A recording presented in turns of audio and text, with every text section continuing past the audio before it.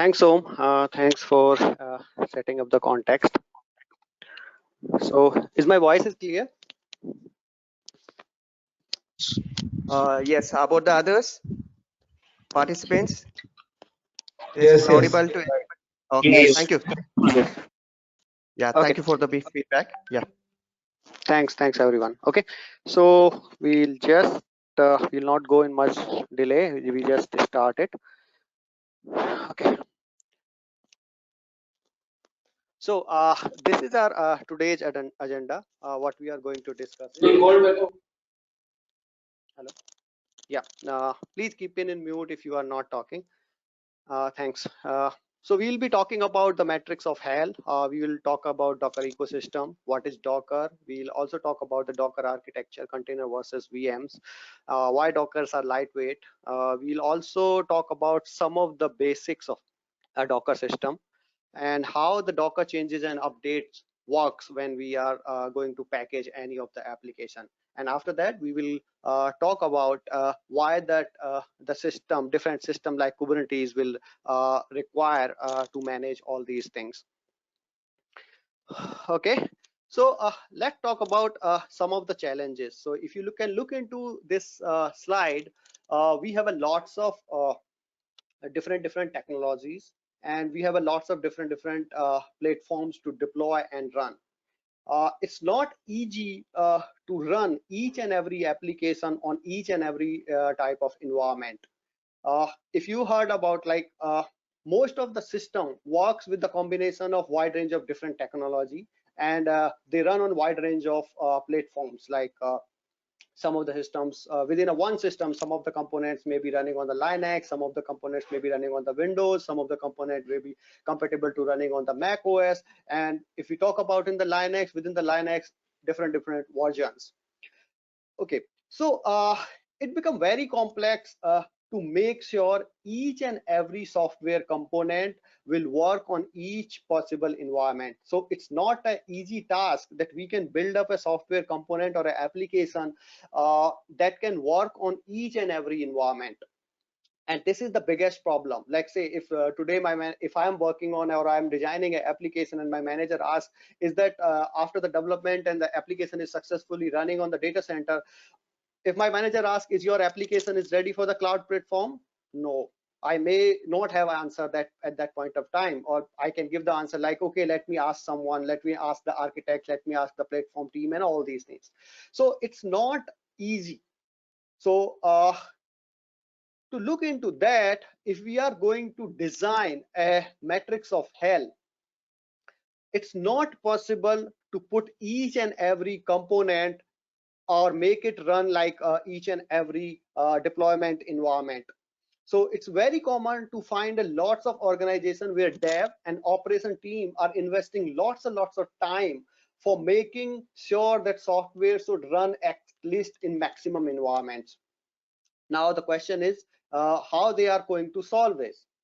Okay, so if we look into that metrics of hell, we don't have a solution where we can put like, okay, this static website will work on development VM, it will work on QA server, it will work on single production server, it will work on online cluster, public cloud. So if you take it on this or the technology as well as the platform, we cannot build a matrix of hell for this.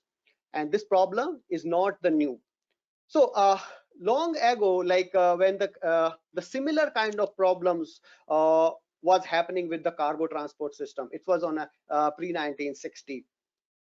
The problem is that with the industry, with the shipping industry was the same.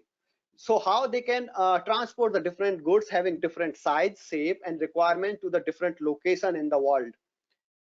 Maybe if for take an example, if we take a furniture, we need, while someone is building or manufacturing a furniture, he would need to think about what kind of trucks that he would need for that furniture.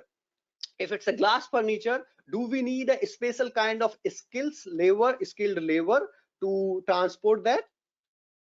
If the furniture is wooden, built up with the soft wooden, what kind of packing or packaging system he would require to transport if the furniture is going through that sea or any of the water transport?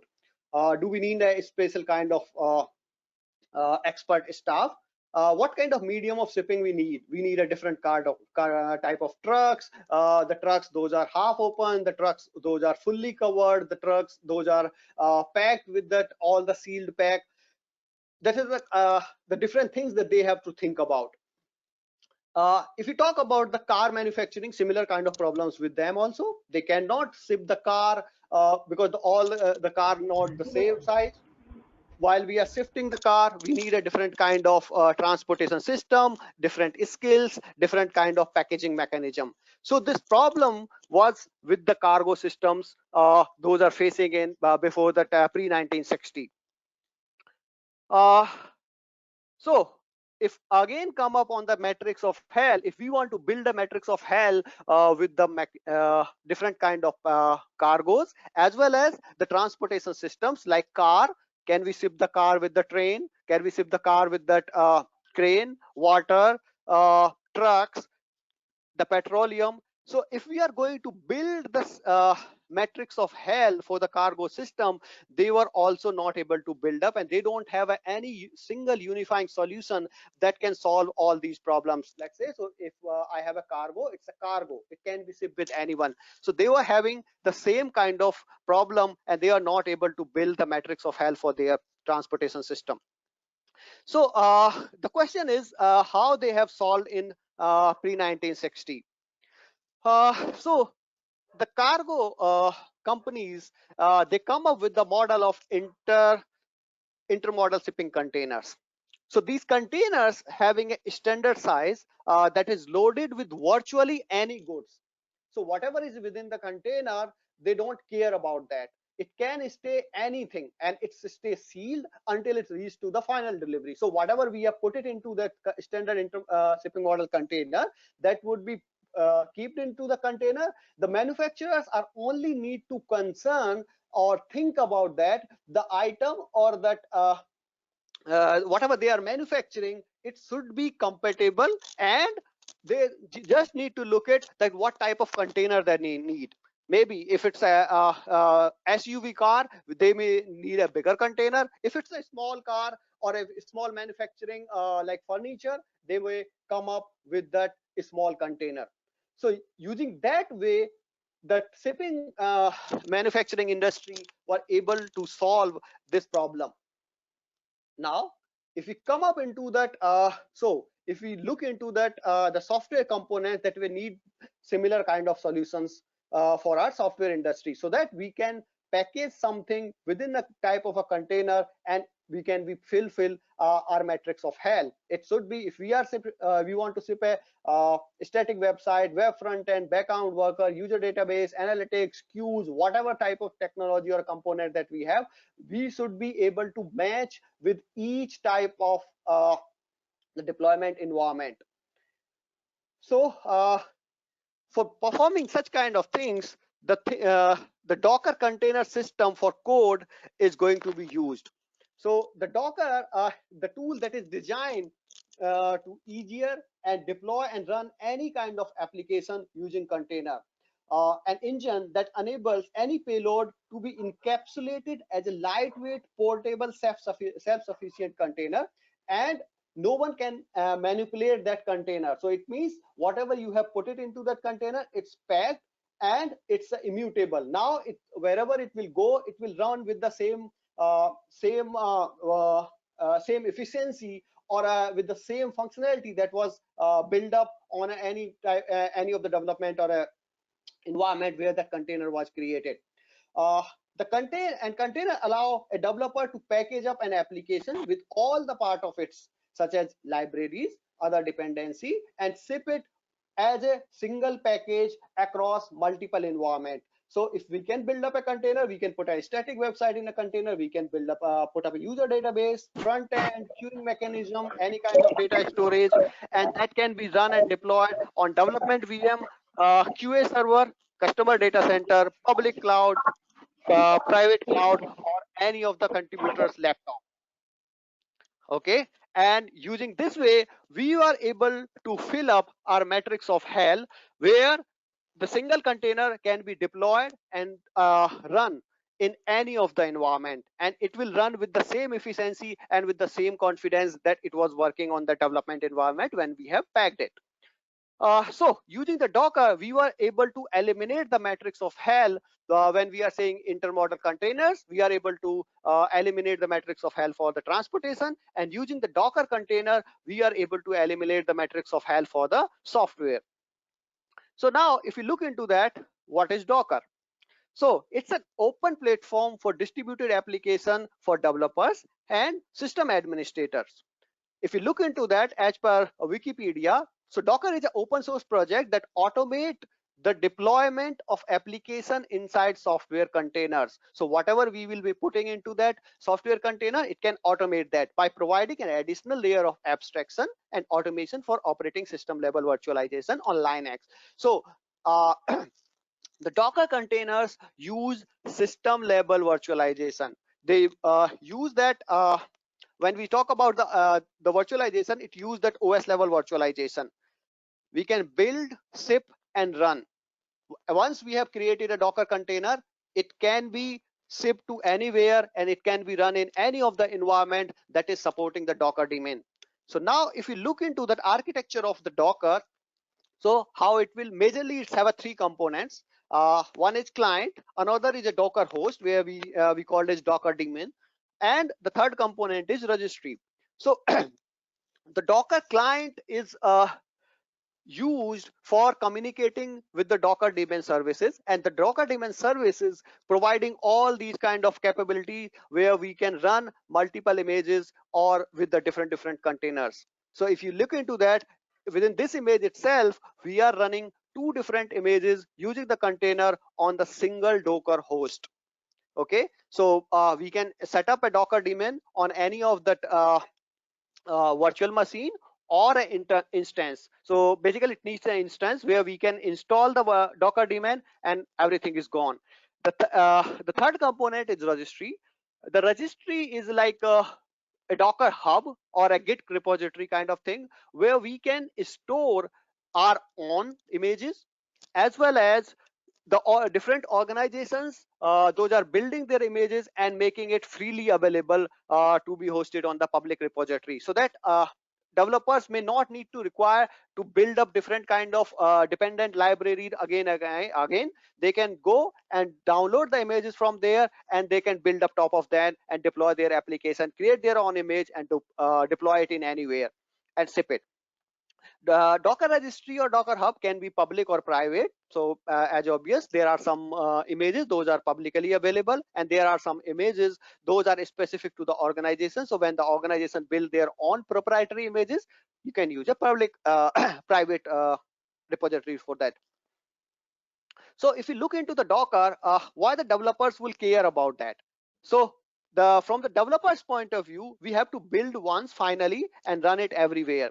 A clean, safe, hygienic, portable runtime environment for your application that we will get it. No worries about missing dependency package and other pain points during subsequent deployment. So it will not, the major problem is like when we see it's working on the developer machines, and as soon as they hand over that particular application component or software, whatever is that, to that another environment like QA staging, it may not work. Maybe some department deployment dependencies, environment dependencies, lots of things. Using this model or using the containers, we don't have to worry about all these things. It will run each app in its own isolated containers. So within one system, we can run multiple containers, and the one container can manage the service, and the service that is running is completely isolated. What is the different containers would be running. We can also run various versions of the libraries and other dependencies on each app without worrying about that. We can use automated testing, integration. It will reduce and eliminate concerns about compatibility and different platform, either your own or to the customers. So if you build it once, the container will run it everywhere, whatever the Docker daemon is installed. So if I build up my application that is running based on the containers deployment model, if my manager will ask me today, is your application ready for the cloud? I will say yes, definitely. Now, why the DevOps will care about that? So they also have lots of benefits on that. So they can configure it once and run it anything. make it entire life cycle more efficient, consistent, and repeatable, increase the quality of the code produced by the developers, eliminate consistency between deployment, test, and production environment. So one image that will be running on the test, it will same go with the staging, and same will go into the production, and it will behave same. No different behavior will come up out of that.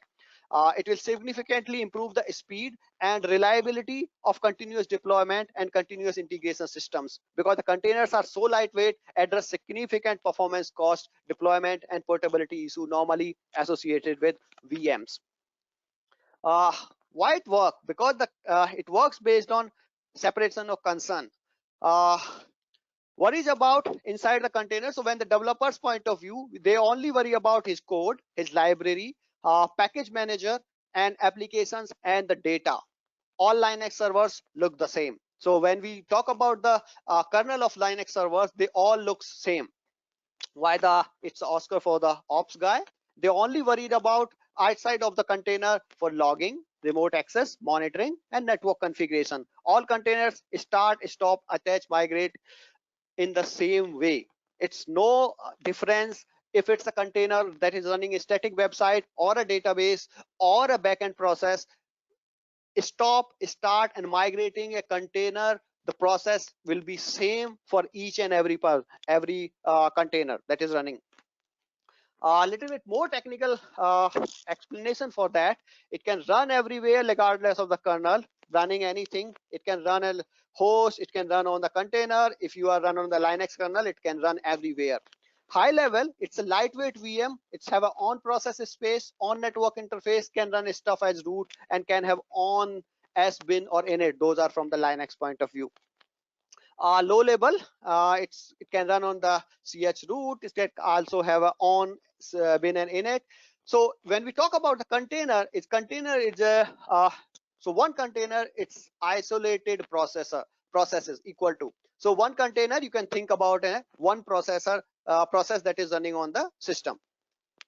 When we talk about the container versus VMs, so when we talk about the VM usually started with they have a server, they would require a host OS system, hypervisor type 2, and then again whatever VM we will be hosting, that every VM will need a guest OS, and then bin the app. Whatever containers that we will create, VMs we will create on a one instance, it will go into the same way. Now, when we look into the containers point of view, we have a server that is the same. We have a host OS that is same. We don't need hypervisor and we don't need guest OS.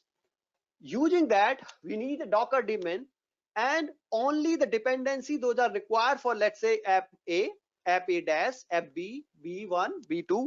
So all the dependencies those are required for that application, we only require that particular stuff in that particular image. So you can think about it. What is the difference between the image size? Whenever we are creating the image size, it would be a significant difference. It will not have a OS that is also gone over here.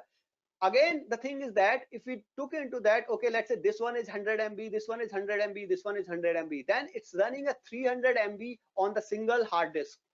While we are looking, if we look into this one, we don't have any OS, and the app will only have a few MB. So the app size and the OS size will be significant less, that would be consuming the hard disk, where both the servers are having same capabilities and same hard disk. Containers are isolated but share OS, and where appropriate, bins and libs. So that is the basic difference between container and a virtual machine. So why the containers are lightweight? If we look into that VMs, they have a guest OS, app, and bin for everyone. So every app, every copy of the app, and every slight modification in the app require a new virtual server. So whenever we are going to make the changes in any of the application, we have to replace the complete virtual machines. Okay. In this model, when we are talking about the containers, it depends on the which layer we are modifying it, and the only thing that is dependent on that is if the layer is not the top of the layer out of that. If we are not touching the OS label dependency, we are only touching the application dependency and the apps, then we only need to modify apps and related binaries to that. Now, if we look into the Docker's basic ecosystem, we would have a Docker file. Let's say the Docker file A. It would be stored somewhere in the source repository. We can trigger a build through any of the client, as I mentioned, where on the host where the Docker daemon is installed. The Docker engine, the Docker daemon, using the Docker client, we can build it and create a container. That container can go into the Docker repository. That is the third component on the architecture where we can store it. From there, from the Docker registry, we can pull that image and host on any of the host system that is using the that is running the Docker daemon. This host system can be single host system, and this can be a multiple combination or a cluster of different VMs or a bare metal instances. We only need to pull that image from the registry and run it, and it will run same that is running on the this host as well as on the this host. So we can set up from the same image, we can set up multiple containers, and each container, as I mentioned, it's a independent process that is running. While we go into the change and updates on that any of the application, so let's say we have a base image, and out of that we can have a container. On that particular container, we would be updating that application only, or the build libraries only. So we will just update app or the container dependent library out of any of that. Let's say if we are updating the bin and libs of the dependency, then we have to update both the layer. Both the layer will be built. If we are only updating the app, then this layer will be strict and only the app layer will be built up, and the difference will go and create a new image into a Docker registry, and from where the Docker engine can pick it up and populate into, run it into any of the environment. So if we take a simple Docker example, with a Docker file, can we put it into a Git repo? We can use any kind of Jenkins server or CI/CD server, and the same thing can be put it into any of the environment. The same image can be put it into a testing, staging, and production. So as I mentioned, the Docker containers are independent processes. Let's say in the previous example, when I was looking into that, if these particular containers created from the same image and running on a one system, it may be easy for someone, if something happened with these containers, can easily go and update these containers. Or if they want to start and stop these containers, he can directly go into the single system and update it.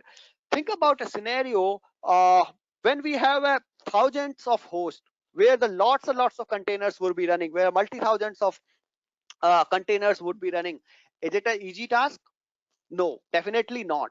And the maximum organizations working in that model only. So the containers can stop, and the single container or a daemon that is running on this particular host can have all the understanding and all the information related to the containers running on this particular daemon, but it won't have any information what is running outside that instance or outside that virtual machines. When we need multiple virtual, when the multiple virtual machine or multiple instances, daemon instances are running, we need some kind of a tool that can manage and that can have a high level overview across all the instances and all the Docker daemon that is running. For managing these kind of things, we need a tool that is called Kubernetes, that can be used for orchestration of these containers and the management of the containers.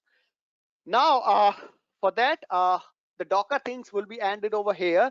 Now I'll hand over to that Ashish. He will go through about that how the Kubernetes will be helping across managing the containers across different VMs and different environments, and how the rest of the things will be taken care by the Kubernetes out of that. Over to you, Ashish. I'm just stopped. Yeah, thank you. Umesh, can you also please make me the presenter?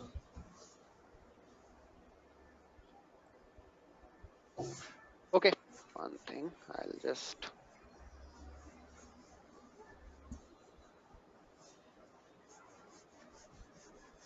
I just give in to you. Yeah.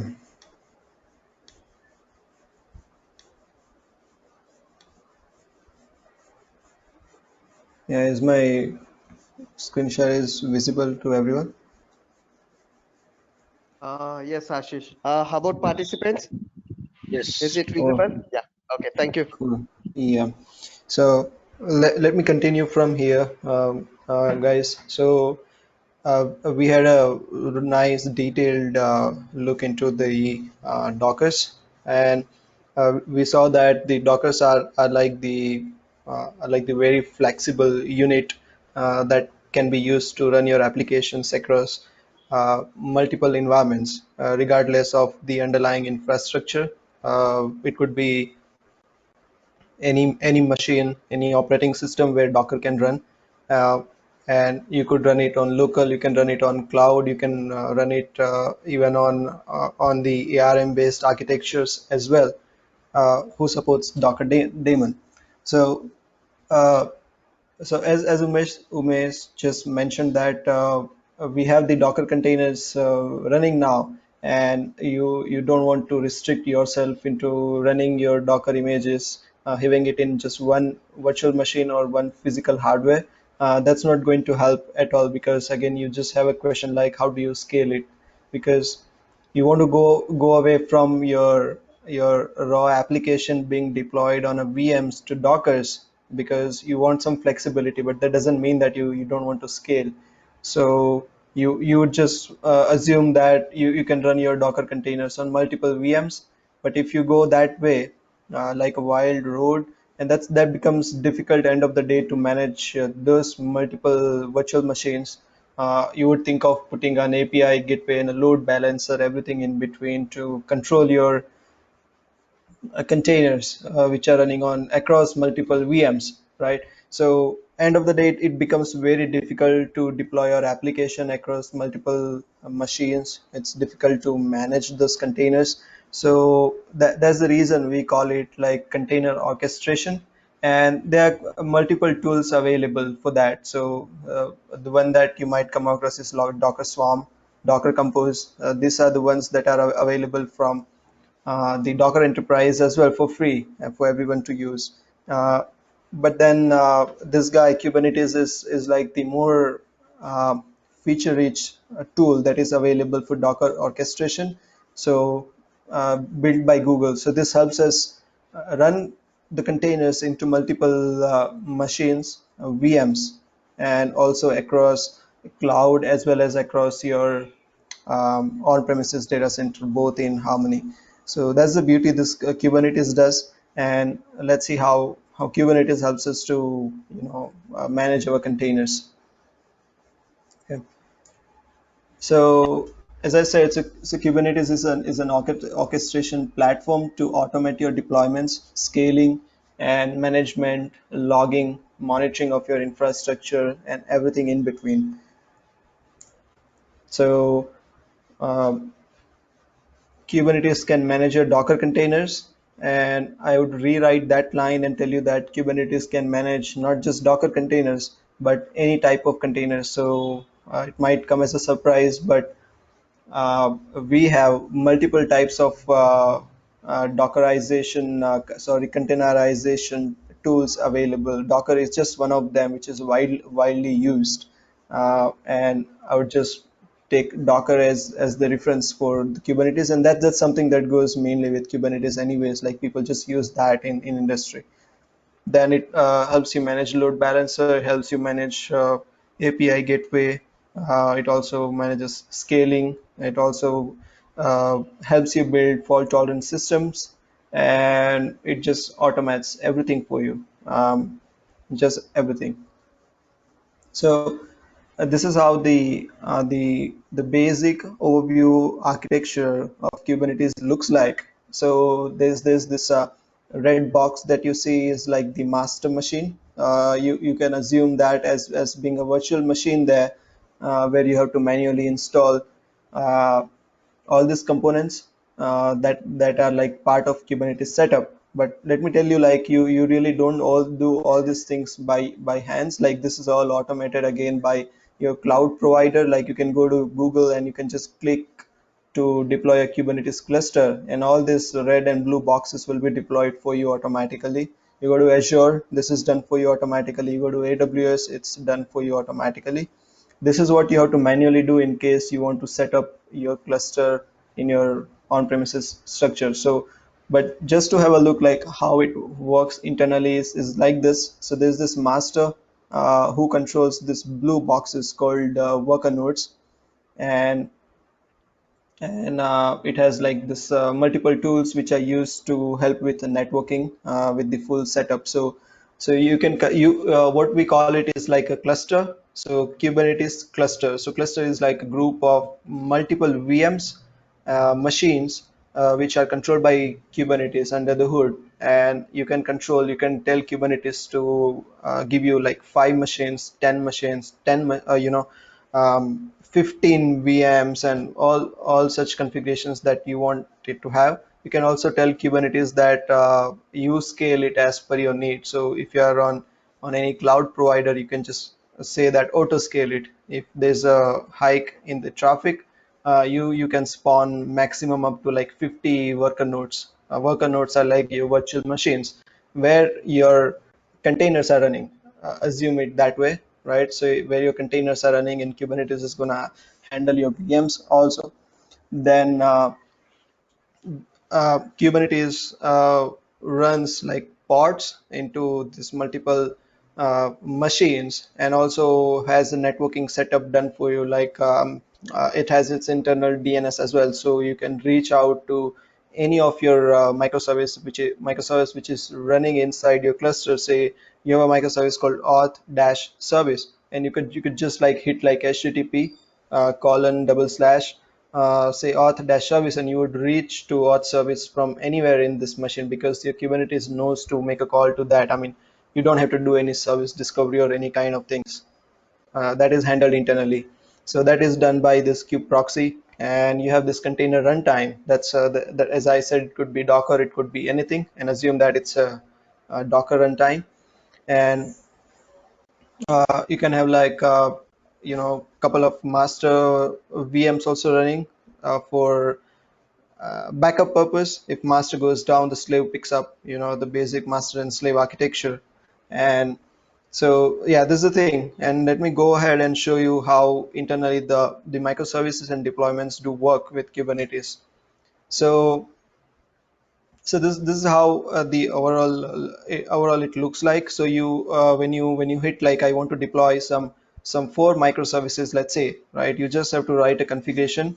So and you write a configuration to have your API gateway. So you deploy this API gateway in here that runs inside the cluster. You this also you don't have to configure and put it on a virtual machine. No, it's done as part of your cluster. It's just a matter of a configuration file, a single or a couple of files. You just hit it, and the cluster takes care of it, making it available for you. And you have to write the configurations like if the URL pattern matches for service 1, you redirect it to load balancer of service 1. So you can have multiple load balancers. Again, as I said, you don't configure them.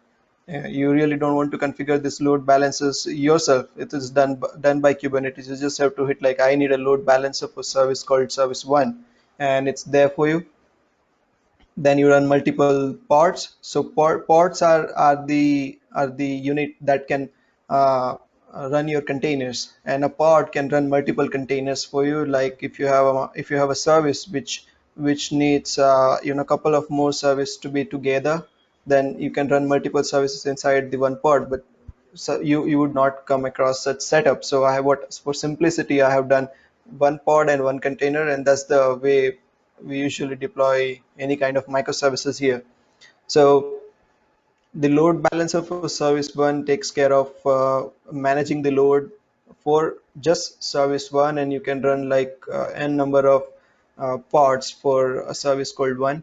Then you run pods for service 2, and you have its own load balancer. The API gateway takes care of redirecting the traffic to load balancer service 2 for managing the traffic on service 2 kind of container. And it just carries on like that. You can just scale it indefinitely. You can have like multiple you know hundreds of services, and you can have hundreds of pods running. And this is the way you really want to visualize your infrastructure. You really don't want to visualize like how many machines you are running and which service is running on which VM and all such things, because that is what Kubernetes does for you. So It's isolated. Like you have a Kubernetes cluster running in here, and your services could be running on any of this worker nodes. It could be anywhere. And so let's say if one of the machine dies, right, the Kubernetes takes care of whatever service was running on this machine and re-put it on any of the machines which are available. If they're running out of resources like CPU or RAM, it's gonna spawn another machine here, and it's gonna make your service available for users to use. Like it just scales automatically. So you really just visualize it this way, and that's the beauty, because you don't want to get into VMs, you don't want to get into managing everything manually, and that's the beauty of Kubernetes. So how do we deploy this is, again, when we talk about CI/CD pipelines, so this is how it looks like. So you have your source code repository available here, and you have multiple branches like your release, staging, development, QAT, UAT, and all. And let's take an example of one particular branch. So you get things merged into your release branch. The CI/CD tools, it could be anything. And let's take an example of Jenkins. It's gonna pull the latest code from the repository. It's gonna build it. It's gonna run test cases, and it's gonna create a Docker image. So Docker image is what you just had a detailed overview from Umesh. Is like this is what you have. Like your application is there. You had your Docker file written with all necessary build instructions and dependencies put together, and then this build tool is going to use the Docker file, create an image for you, and it's going to put the image on the Docker registry. So the next step is that you're gonna run one command to tell your cluster to update the service. Let's say this commit was done for, let's say, microservice called auth, and it's gonna just tell the cluster that, hey, dude, there's a new version for auth service, and this is the version tag. You just pull it. So it's gonna pull it from the registry, and it's gonna do a rolling update. So what does it look like is that, let's say you have this service one, two pods are running for service one, and you just released a new update for service one, right? It's not just gonna go and kill all these pods in one shot. It's gonna close this one pod, it's gonna kill this one container, it's gonna run this a container with a new service like service one pod, a container version uh, 1.1. And while this container is still running version 1, and when this container with the new version is up, Kubernetes automatically is gonna close this container and rerun another one with the latest one. So that's the rolling update, and Kubernetes handles it automatically for you. So you have zero downtime. You don't have to worry about putting anything into maintenance and such stuff. So that's the how this the CI/CD pipeline works. And when I was talking about DNS networking using kubeproxy, so let's say this is auth service, and let's say your service 3 needs something from auth. You need something to be done. So what you do is you can just hit one HTTP call, which just looks like this, like a regular HTTP call, which is HTTP colon double forward slashes, and you just name like service one, and your HTTP call will go to this container directly, either of this basically. So a call is going to go to the load balancer of service one, and then it's gonna go down and go to any of this one internally. It doesn't go out and come back. It's just internal DNS networking setup for you. So it's just there. I mean, your service discovery is already in place. So if you have service name with a proper naming convention like service one, or you can just like service auth, and then just you can make an HTTP call for service auth, and it's just gonna go and give you, I mean, it's gonna make you that service available. So yeah, that's all about Kubernetes, guys. We will start the question answer session now. All up for what you want to know, guys. Yeah, thank you, Ashish, for the glimpse of the Kubernetes. I request participant, any question needs to be asked, you can ask. Hello. Hi. Yeah, hi. This is me, Manjunath here. Hi, Manjuna. Yeah, hi. Your question is It was for, very, yeah, yeah, yeah. It was very good session what I heard till now. So my okay, question is like, right now what I'm doing is like, I have a remote physical machine which has been hosted in US California region, Roseville. okay, So initially that was a bare metal system. Now I have converted okay, it to the Docker things. So okay, initially during the bare metal machine, what it was doing is I used to do the MySQL replication from bare metal machine to the cloud. The data used to get okay, replicated. Now I have converted the bare metal system into the containerization over there. okay. So like is it the best to use the bare metal machine or the container to get the replicated data to the cloud? It depends on the use case. In your scenario, I don't think you need containerization. You could just run your scripts. It's maybe I assume it's for like DR, right? It's for DR, Yeah, right? yeah, yeah, yeah, Right. exactly. So yeah. So I think it's fine. It's fine. You can just run it on bare metal. I mean, it's totally fine. But if your infrastructure, if your let's say your, then I think your major workload is already on your data center, right? On your on-prem data center, right? Yeah, yeah, it's an on-premises data center. So But you I have use one more any, question over here in between yeah, this. yeah. Right now, I have one single on-premises data center in that particular location. So Okay. that using with the help of the Kubernetes, will I be able to make a load balancer to those particular data center? Yes, you can do that. So you can actually do that because Hmm. you can actually run multiple. So how it works is if you have like two different data centers, right? You can run the same load on both of them, and you can have like a weighted DNS. The DNS you can configure the Okay. traffic. It acts like a load balancer. So it can like route 50% of the traffic to your data center one and 50% of the traffic to data center two, and internally you just manage your infrastructure using Kubernetes that could run either on OpenStack if you have OpenStack set up there, or if you have like you use mass to maybe orchestrate your uh, physical hardwares. Depends. So you can use those tooling and configure it. So load balancing can be done only through the Kubernetes, not with the basic Docker containerization, right? It can be done, but you don't want to do it. I mean, because it will become difficult for you to manage.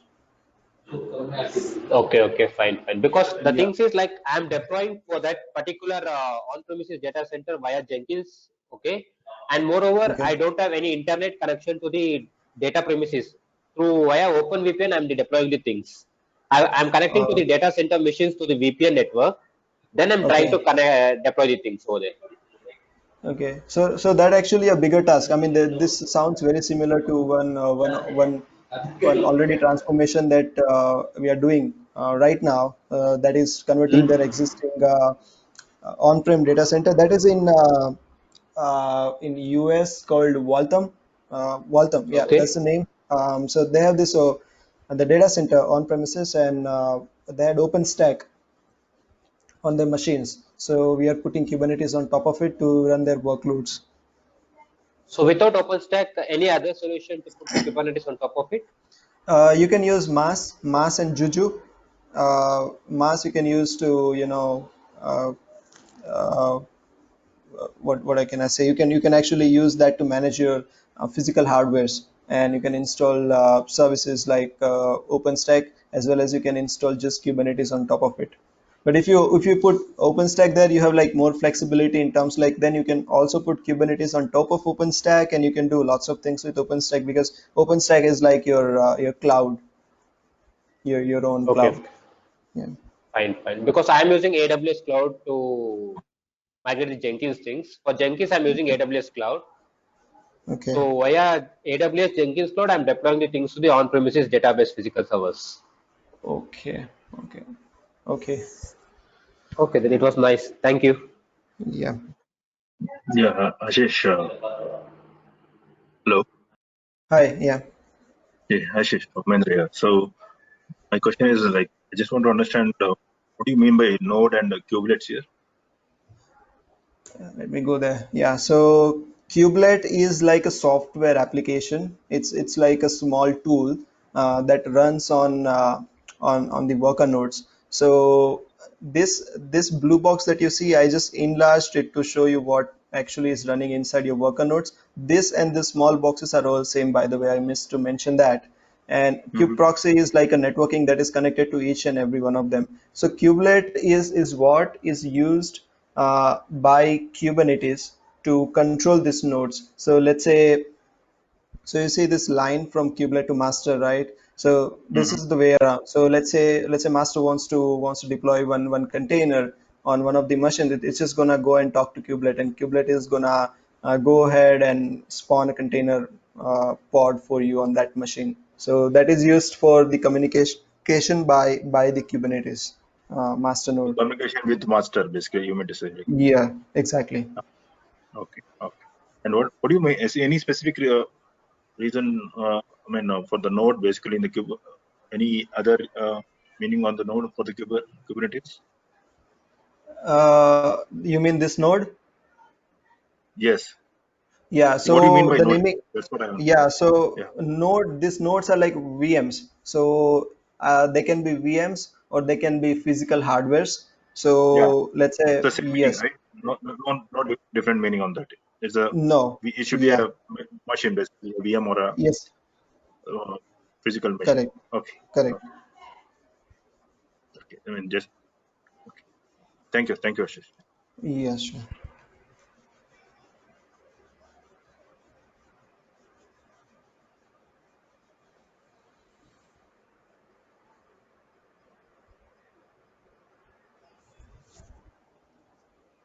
Excuse me, Is Ashish. the Even sorry to interrupt. Even if you have any questions on Dockers, you can ask here. So that will be replied by Umesh. Thank you.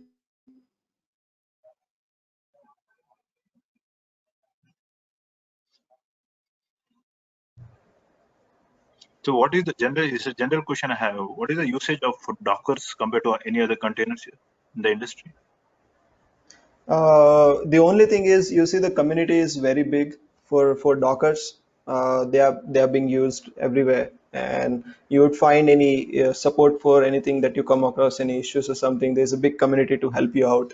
That's the only reason the Docker is very famous, and it's all obviously it's famous not just because it's famous, but it's famous because it had lots of plus points compared to other containerization platforms. Let me tell you a couple of them is like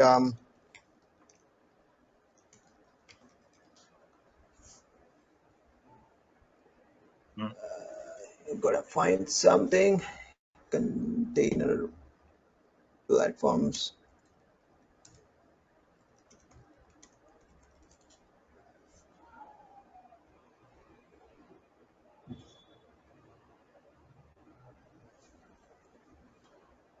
So Core OS. So yeah, that's the one which is very famous. Then there's another Mhm. one called Mesos. Okay. Yeah. So these are the two that are kind of Mesos and Core OS. These are two another one which are quite known in the industry, but no one usually does use them. I mean, yeah, that's the thing. Okay. Thanks. Can one question? Can you please re-explain how CI/CD fits in here?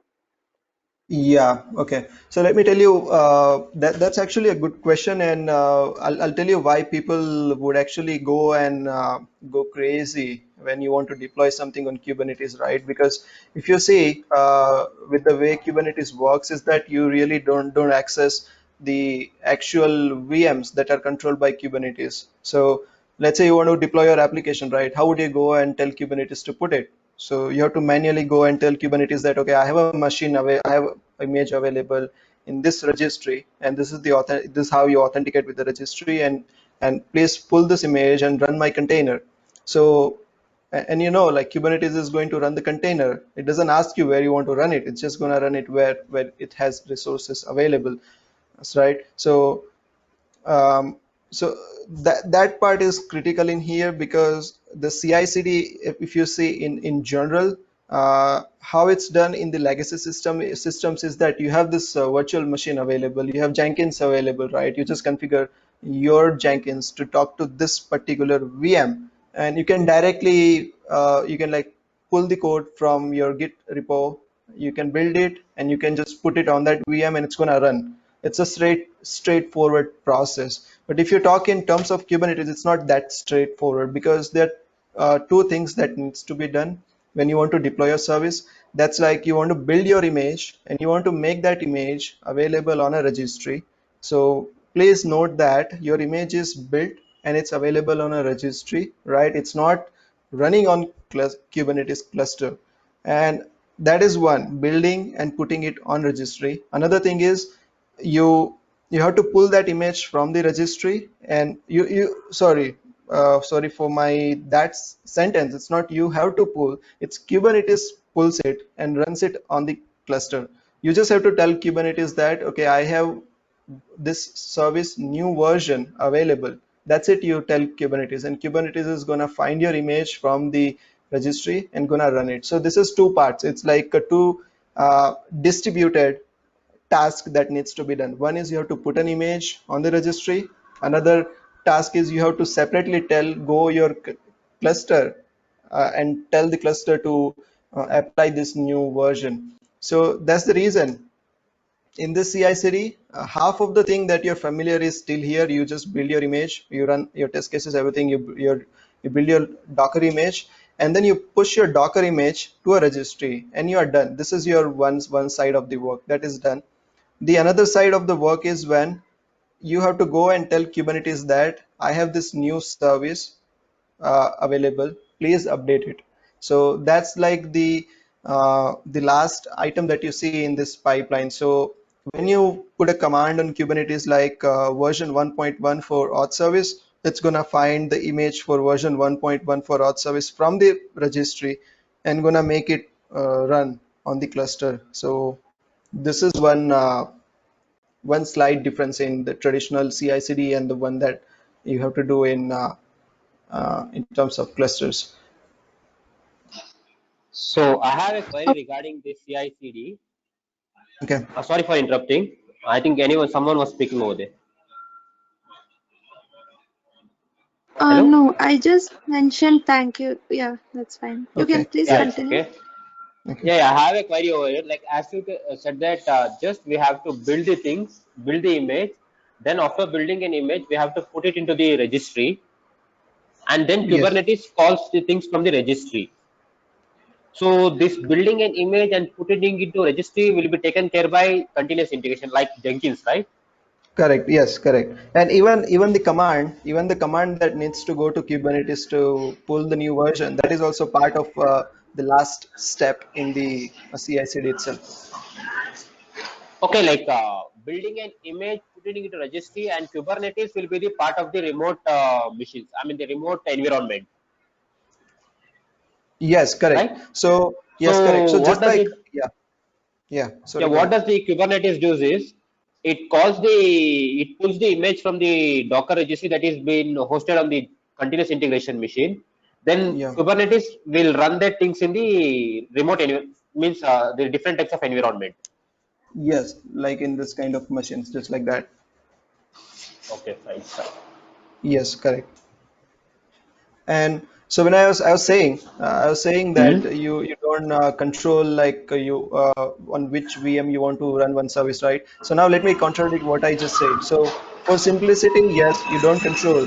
Obviously, you do not control, but you can ask Kubernetes that you want to run a specific type of service on a specific type of machine. So let's say you're doing something with this one service which is actually doing model training for your machine learning. Okay, and you of course you cannot do your training on all these normal VMs, and you really don't want to afford all the VMs with GPUs and all. Let's say, so you just keep one node, like one virtual machine that is under Kubernetes. It's part of the cluster. And then when you want to do model training, when that service you deploy, right, you can actually specify that this particular service should go to a virtual machine which has a GPU, or which name equals something like this, and Kubernetes will take care of running that service on GPU itself and nowhere else. So those are the kind of configurations that can be done here.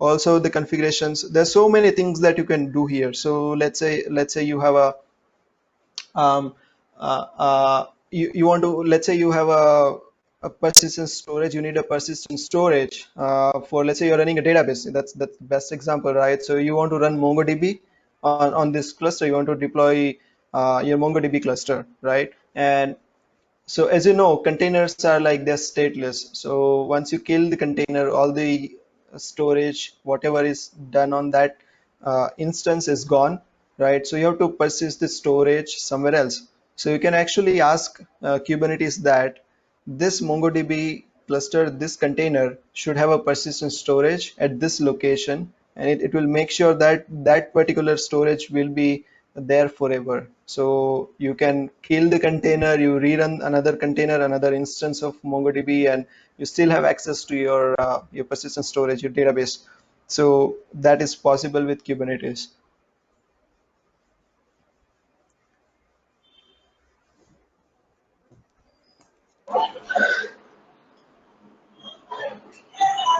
Hey, Ashish. Ashish. Hi, hi, yeah, hi, Hi, Ashish. I'm Sarfraz here. So, hi. we have one of. Hello, am I audible? Yes, Yeah. Ashish, we have one of our ongoing project. So it's a dynamic web application wherein it's been hosted on Azure Kubernetes. So okay, the source code is such, the source code architecture is such like the data files such as images and documents, everything, all the data files are stored inside the source, means like HTML file inside the source code file itself. So correct. we are maintaining a one single container. So do you suggest like should we maintain one single container or we go up for the multiple containers so that our developers can update the source code directly inside the that specific container itself? Sorry, I think I did not get your question properly. What you just said meant something, right? What exactly you mean? No, means like, are you suggesting us to go for multiple containers or one single containers? So that means like the major problem we are facing here is like our data files are stored inside the HTML file, HTML folder. So whenever Okay, developers update the source code, those okay. data files we are losing up the data files. Obviously, means like all the HTML file will be Got it. replaced. Oh, got it, got it. Yeah, exactly. So that's exactly where you want to use the persistent storage. So whenever you change them, right? Even when you release a new version or developer makes any changes, those data files will be there forever for you. So and you can do that very easily on Azure or any cloud. It's a challenging task to implement Yeah, such yeah, a yeah. We have, storage driver. yeah, Yeah. we are implementing a persistent disk. We have attached to that. So, but Okay. and then in that one more, I have written a cron job wherein it means like persistent disk will be mounted to a specific path. So I have written a cron job wherein it will again resync from that persistent path. Again, it will resync to that particular source code inside the source code file. Okay. Okay.